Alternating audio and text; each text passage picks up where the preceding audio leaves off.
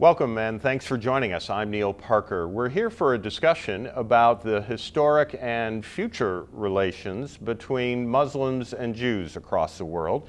And I'm speaking with Adam Shalom. Adam is Dean for North America of the Institute for Secular Humanistic Judaism and Rabbi of Kol Hadash Humanistic Congregation in North Suburban Chicago. It's an interesting collection of articles from a colloquium from a few years ago.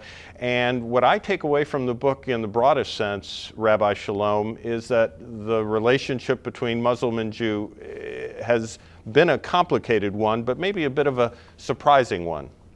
Absolutely, Neil. One of the interesting things about this conference was how much we learned about the history of the relationship and what that has to say about how Jews and Muslims get along today. The relationship of Jews and Muslims goes back to the founding of Islam, and there are stories in the Quran and in the Hadith, the traditions about Muhammad that aren't in the Quran, that detail sometimes positive relations between Muhammad and the Jews of his time and place, and sometimes negative relations and violence even between the two. As things developed into the Middle Ages, there acquired a kind of stability in the relationship where Jews were in a status called dhimmi, which means a subordinate minority, where they had certain rights and protections. They could live where they chose, they could move when they wanted to, they could pursue what professions they chose, they could become even very successful, court physicians and so on, like Maimonides. But they had some restrictions as well. They had to live in a subordinate position in society. They could not convert Muslims to Judaism, for example. They could not build their synagogues too high or blow their shofar trumpets too loud.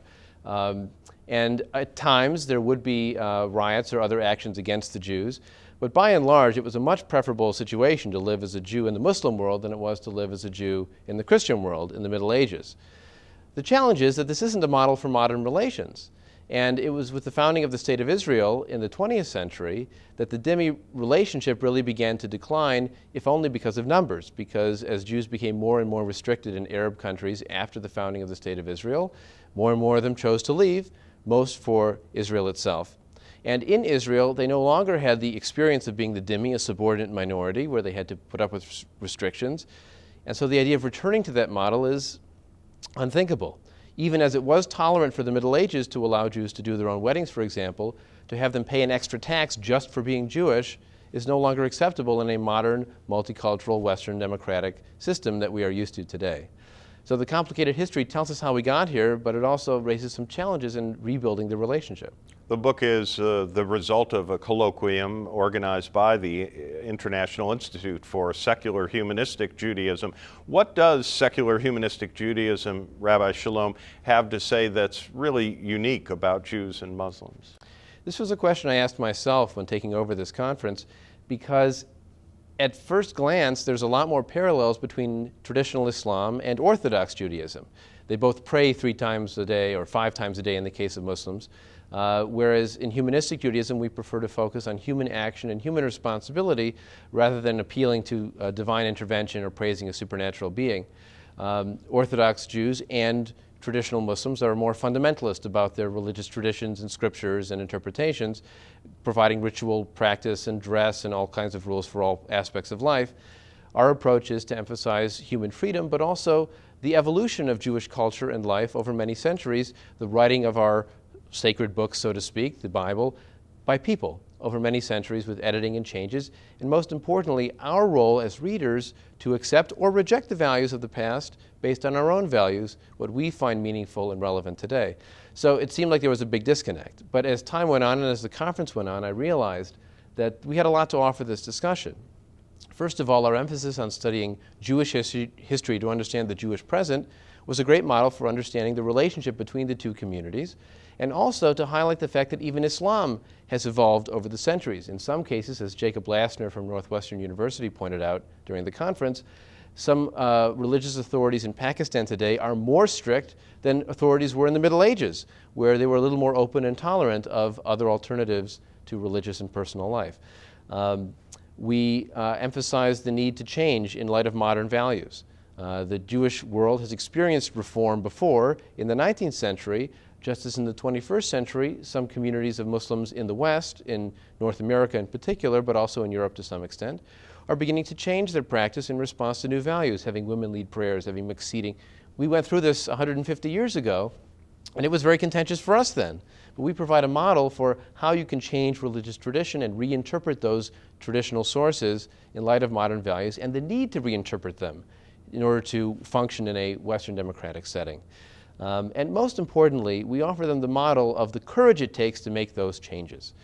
In Humanistic Judaism, we've been willing to change what we have inherited in light of our values. We honor the past by being as filled with integrity as they were in their practice.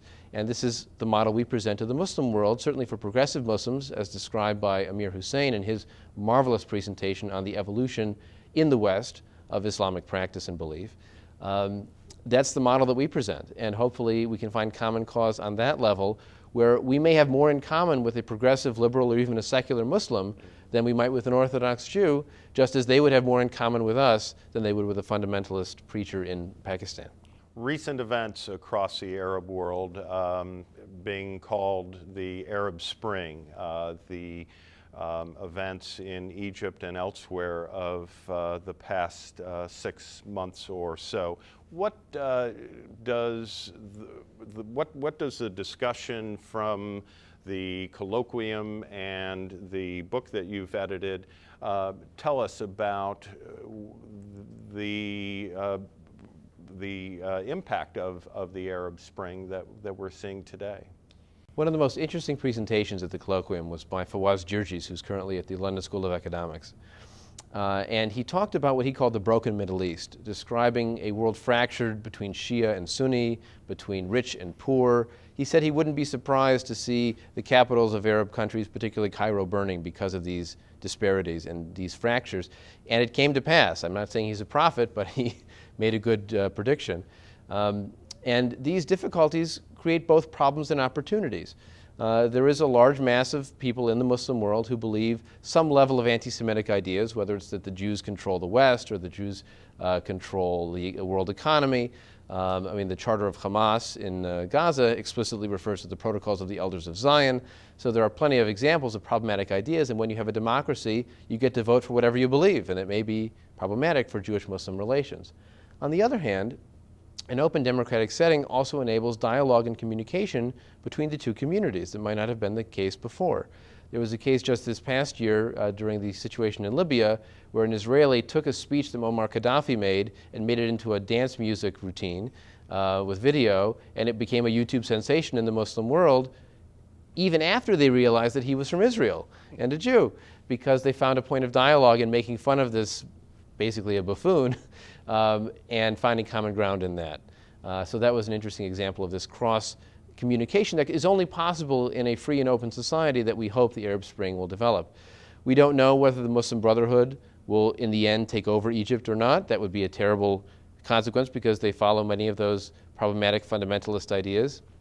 At the same time, there's a large mass of Muslims in the Muslim world who might be open to some dialogue. There's a small minority who are Western liberal Democrats. There's a somewhat larger minority who are more fundamentalist absolutists who also have many of those hardcore anti-Semitic ideas.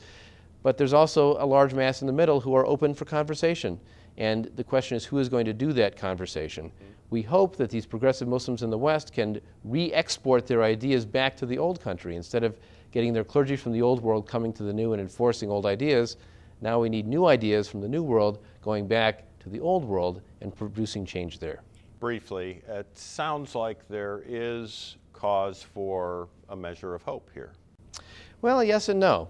The communities have each imagined the other in their own image. The Zionist movement at its early stage talked a lot about Arabs as a secular nation, but not a lot about Islam as a religion, because the early Zionists were secular.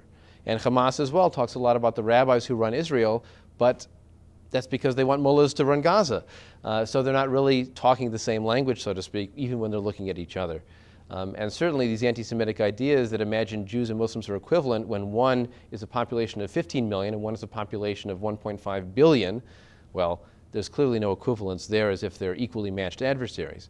The challenge becomes, can you study the real history? Can you have the courage to make changes based on that history and create a new relationship going forward?